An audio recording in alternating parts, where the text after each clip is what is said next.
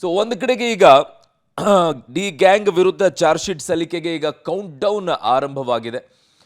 ಈ ಚಾರ್ಜ್ ಶೀಟ್ನಲ್ಲಿರುವಂಥ ಪ್ರಮುಖವಾಗಿರುವಂಥ ಬೆಳವಣಿಗೆ ಏನು ಅನ್ನುವಂಥದ್ದನ್ನು ನೋಡಬೇಕಾಗಿದೆ.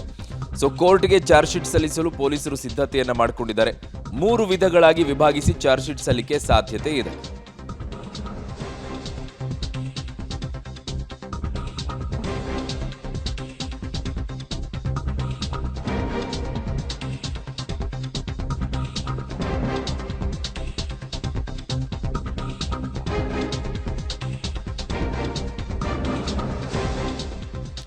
ಪಬ್ಲಿಕ್ ಟಿವಿಯ ಬಿಗ್ ಎಕ್ಸ್ಕ್ಲೂಸಿವ್ ಸುದ್ದಿಯನ್ನು ನಿಮ್ಮ ಮುಂದೆ ಇಡ್ತಾ ಇದ್ದೀವಿ. 3 ವಿಧಗಳಾಗಿ ವಿಭಾಗಿಸಿ ಚಾರ್ಜ್ ಶೀಟ್ ಅನ್ನ ಸಲ್ಲಿಕೆಯನ್ನ ಸಾಧ್ಯತೆ ಇದೆ. ಸೊ ಯಾವ ಆರೋಪಿಯ ಮೇಲೆ ಯಾವ ಆರೋಪ ಇದೆ, ಇದು ಪಬ್ಲಿಕ್ ಟಿವಿಯ ಬಿಗ್ ಎಕ್ಸ್ಕ್ಲೂಸಿವ್ ಆಗಿರುವಂತಹ ಸುದ್ದಿ. ಕೋರ್ಟ್ಗೆ ಚಾರ್ಜ್ ಶೀಟ್ ಸಲ್ಲಿಸಲು ಪೊಲೀಸರು ಸಿದ್ಧತೆಯನ್ನ ಮಾಡಿಕೊಂಡಿದ್ದಾರೆ.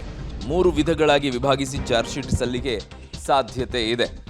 ಕಾರಣ 9ನೇ ತಾರೀಕಿನ ಒಳಗಡೆಗೆ ಚಾರ್ಜ್ ಶೀಟ್ ಅನ್ನ ಸಲ್ಲಿಕೆಯನ್ನ ಮಾಡಬೇಕು.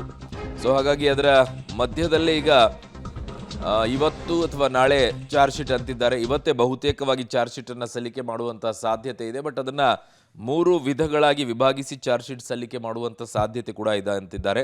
ಯಾವ ಆರೋಪಿಯ ಮೇಲೆ ಯಾವ್ಯಾವ ಆರೋಪ ಇದೆ ಅನ್ನುವಂಥ ಎಕ್ಸ್ಕ್ಲೂಸಿವ್ ಆಗಿರುವಂತಹ ಸುದ್ದಿಯನ್ನು ನಿಮ್ಮ ಪಬ್ಲಿಕ್ ಟಿವಿ ನಿಮ್ಮ ಮುಂದೆ ಇಡುವಂಥ ಪ್ರಯತ್ನವನ್ನು ಮಾಡ್ತಾ ಇದ್ದೀವಿ.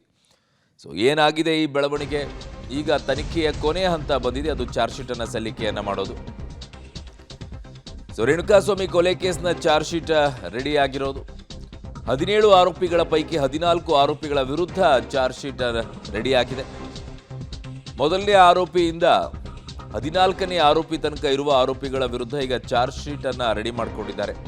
ಕೊಲೆ, ಸಾಕ್ಷ್ಯನಾಶ, ಕಿಡ್ನಾಪ್ ಸೇರಿ ಹಲವು ಸೆಕ್ಷನ್ ಅಡಿ ಚಾರ್ಜ್ ಶೀಟ್ ಅನ್ನ ಸಿದ್ಧತೆ ಮಾಡಿಕೊಂಡಿದ್ದಾರೆ. 3 ಆರೋಪಿಗಳಿಗೆ ಕೇಸ್ನಲ್ಲಿ ರಿಲ್ಯಾಕ್ಸೇಷನ್ ಏನಾದರೂ ಸಿಕ್ಕಿದೆಯಾ? 15ನೇ ಆರೋಪಿ ಕಾರ್ತಿಕ್, 16ನೇ ಆರೋಪಿ ಕೇಶವಮೂರ್ತಿ, 17ನೇ ಆರೋಪಿ ನಿಖಿಲ್, ಈ 3 ರೇಣುಕಾನನ್ನ ಹಲ್ಲೆ ಮಾಡಿರೋದಾಗಲಿ ಹತ್ಯೆ ಸಂದರ್ಭಗಳಲ್ಲಾಗಲಿ ಈ 3 ಕೂಡ ಇರಲಿಲ್ವಂತೆ. ಆದರೆ ಇವರ ಮೇಲೆ ಶವರವಾನೆ, ಸಾಕ್ಷಿನಾಶದ ಆರೋಪ ಪೊಲೀಸ್ ತನಿಖೆ ವೇಳೆ 3 ಪಾತ್ರ ಈಗ ಬಯಲಾಗಿದೆ. ಹೀಗಾಗಿ ಸಾಕ್ಷ್ಯನಾಶ ಆರೋಪದ ಮೇಲೆ ಚಾರ್ಜ್ ಶೀಟ್ ಅನ್ನ ಸಲ್ಲಿಕೆಯನ್ನ ಮಾಡಲಿದ್ದಾರೆ.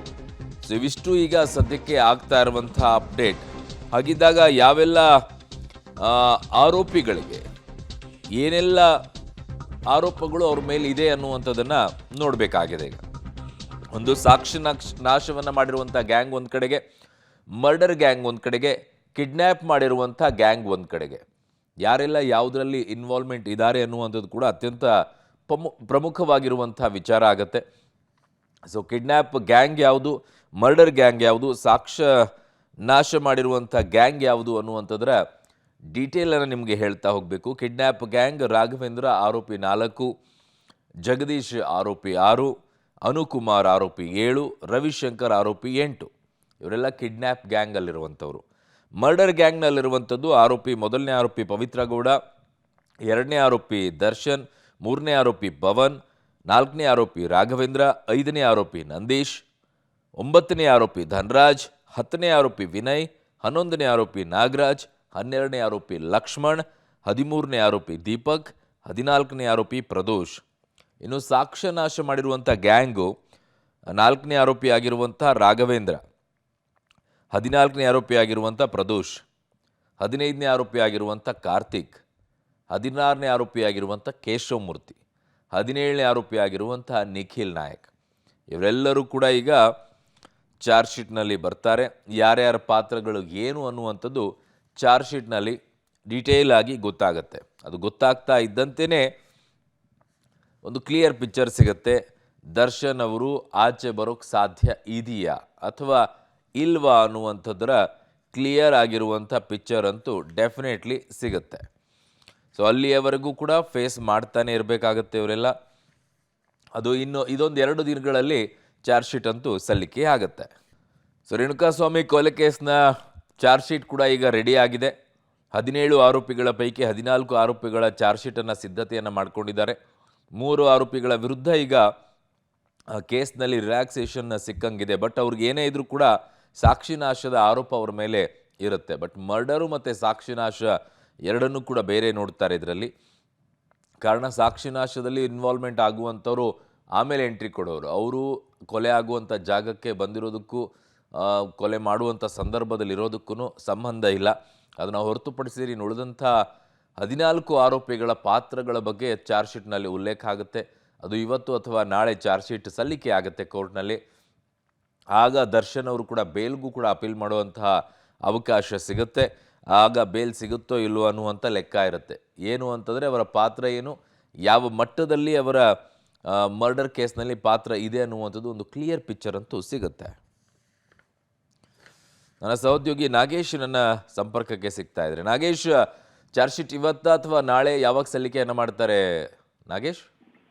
ಅರುಣ್, ರೇಣುಕಾಸ್ವಾಮಿ ಕೊಲೆ ಕೇಸ್ ಸಂಬಂಧ ತನಿಖೆ ಕಾಮಾಕ್ಷಿಪಾಳ್ಯ ಪೊಲೀಸರು ಈಗಾಗಲೇ ಪ್ರಕರಣ ಸಂಬಂಧಪಟ್ಟಂತೆ ತನಿಖೆ ಮುಗಿಸಿ ಚಾರ್ಜ್ ಶೀಟ್ ಅನ್ನ ಸಲ್ಲಿಸಲಿಕ್ಕೆ ತಯಾರಿಯನ್ನ ಮಾಡ್ಕೊಂಡಿರುವಂತದ್ದು. ಬಹುತೇಕ ಇವತ್ತು ಅಥವಾ ನಾಳೆ ಚಾರ್ಜ್ ಶೀಟ್ ಅನ್ನ ಸಲ್ಲಿಕೆ ಮಾಡ್ಲಿಕ್ಕೆ ಇದ್ದಾರೆ ಅನ್ನುವಂತ ಮಾಹಿತಿ ಇರುವಂತದ್ದು. ಅದರ ಜೊತೆಗೆ ಈಗಾಗಲೇ ಪ್ರಕರಣದಲ್ಲಿ 17 ಜನ ಆರೋಪಿಗಳನ್ನ ಬಂಧಿಸಿ ಸ್ಟೇಟ್ಮೆಂಟ್ ಅನ್ನ ಮಾಡ್ಕೊಂಡಿದ್ರು. ಅದಕ್ಕೆ ಸಂಬಂಧಪಟ್ಟಂತೆ ಯಾರ ಪಾತ್ರ ಈ ಒಂದು ಪ್ರಕರಣದಲ್ಲಿ ಇದೆ ಅನ್ನುವಂಥದ್ದನ್ನ ಚಾರ್ಜ್ ಶೀಟ್ ನಲ್ಲಿ ಉಲ್ಲೇಖ ಮಾಡಿದ್ದಾರೆ ಅನ್ನುವಂತ ಮಾಹಿತಿಗಳು ಈಗ ಹೊರ ಬರ್ತಿರುವಂತದ್ದು. ಅದರಲ್ಲಿ ಪ್ರಮುಖವಾಗಿ 14 ಆರೋಪಿಗಳ ವಿರುದ್ಧ ಗಂಭೀರ ಪ್ರಕರಣ ಅಂದ್ರೆ ಕೊಲೆ ಪ್ರಕರಣ, ಕಿಡ್ನಾಪ್ ಸೇರಿದಂತೆ ಸಾಕ್ಷ್ಯನಾಶ, ಒಟ್ಟು ಈ ಪ್ರಕರಣಗಳಲ್ಲಿ 14 ಜನ ಆರೋಪಿಗಳನ್ನ ಆ ಸಾಕ್ಷ್ಯಗಳಲ್ಲಿ ಇವರು ಕಿಡ್ನಾಪ್ ಅಲ್ಲಿ ಏನ್ ಪಾತ್ರ ಇದೆ ಮತ್ತೆ ಹಲ್ಲೆ ಮಾಡಿರುವಂತ ಸಂದರ್ಭದಲ್ಲಿ ಯಾವ ರೀತಿಯಲ್ಲಿ ಹಲ್ಲೆ ಮಾಡಿದ್ದಾರೆ ಅನ್ನುವುದನ್ನ ಆ ಚಾರ್ಜ್ ಶೀಟ್ ನಲ್ಲಿ ಸಂಪೂರ್ಣವಾಗಿ ಉಲ್ಲೇಖವನ್ನ ಮಾಡಿರುವಂತದ್ದು. ಮತ್ತೊಂದು ವಿಶೇಷ ಅಂದ್ರೆ ಈ ಪ್ರಕರಣದಲ್ಲಿ 15 17 3 ಜನ ಆರೋಪಿಗಳೇನ್ ಬರ್ತಾರೆ, ಕಾರ್ತಿಕ್, ಕೇಶವಮೂರ್ತಿ, ನಿಖಿಲ್ ನಾಯಕ್, ಈ ಮೂವರನ್ನು ಕೂಡ ಕೇವಲ ಸಾಕ್ಷ್ಯನಾಶ ಆರೋಪದಡಿಯಲ್ಲಿ ಚಾರ್ಜ್ ಶೀಟ್ ಅನ್ನ ಸಲ್ಲಿಸಿದ್ದಾರೆ ಅನ್ನುವಂತ ಎಕ್ಸ್ಕ್ಲೂಸಿವ್ ಮಾಹಿತಿಗಳು ಪಬ್ಲಿಕ್ ಟಿವಿಗೆ ಲಭ್ಯವಾಗಿರುವಂತದ್ದು. ಅದರಲ್ಲಿ ಪ್ರಮುಖವಾಗಿ ಯಾಕೆ ಇವರನ್ನ ನಾಶ ಆಧಾರದಲ್ಲಿ ಚಾರ್ಜ್ ಶೀಟ್ ಅನ್ನ ಮಾಡಿದ್ದಾರೆ ಅನ್ನುವಂಥದ್ದನ್ನ ಗಮನಿಸಿದಂತ ಸಂದರ್ಭದಲ್ಲಿ ತನಿಖಾ ಹಂತದಲ್ಲಿ ಈ ಮೂವರು ಆರೋಪಿಗಳು ರೇಣುಕಾಸ್ವಾಮಿಯ ಕಿಡ್ನಾಪ್ ಸಂಬಂಧಪಟ್ಟಂತೆ ಅಲ್ಲೂ ಇರಲ್ಲ, ಮತ್ತೆ ಕೊಲೆ ನಡೆದಂತ ಸಂದರ್ಭದಲ್ಲಿ ಆ ಪಟ್ಟಣಗೆರೆ ಶೆಡ್ ಅಲ್ಲೂ ಕೂಡ ಎಲ್ಲೂ ಇಲ್ಲ ಅನ್ನುವಂತ ಮಾಹಿತಿಗಳು ತನಿಖಾ ಹಂತದಲ್ಲಿ ಗೊತ್ತಾಗಿರುವಂತ ಕಾರಣಕ್ಕಾಗಿ ಇವರು ಕೇವಲ ರೇಣುಕಾಸ್ವಾಮಿಯ ಡೆಡ್ ಬಾಡಿಯನ್ನ ಬೇರೆ ಕಡೆ ಸಾಕ್ಷ್ಯನಾಶ ಮಾಡ್ಲಿಕ್ಕೆ ಪ್ರಯತ್ನವನ್ನ ಪಟ್ಟಿದ್ರು ಅನ್ನುವಂತ ಆರೋಪದ ಮೇಲೆ ಇವರ ವಿರುದ್ಧ ಚಾರ್ಜ್ ಶೀಟ್ ಅನ್ನ ಸಲ್ಲಿಸಲಿಕ್ಕೆ ಕಾಮಾಕ್ಷಿಪಾಳ್ಯ ಪೊಲೀಸರು ತಯಾರಿಯನ್ನ ಮಾಡ್ಕೊಂಡಿದ್ದಾರೆ ಅನ್ನುವಂತ ಮಾಹಿತಿಗಳು ಈಗ ಪಬ್ಲಿಕ್ ಟಿವಿಗೆ ಲಭ್ಯವಾಗಿರುವಂತದ್ದು. ಅರುಣ್. ಓಕೆ ನಾಗೇಶ್, ನಿಮ್ಮೆಲ್ಲ ಮಾಹಿತಿಗೆ ಧನ್ಯವಾದಗಳು.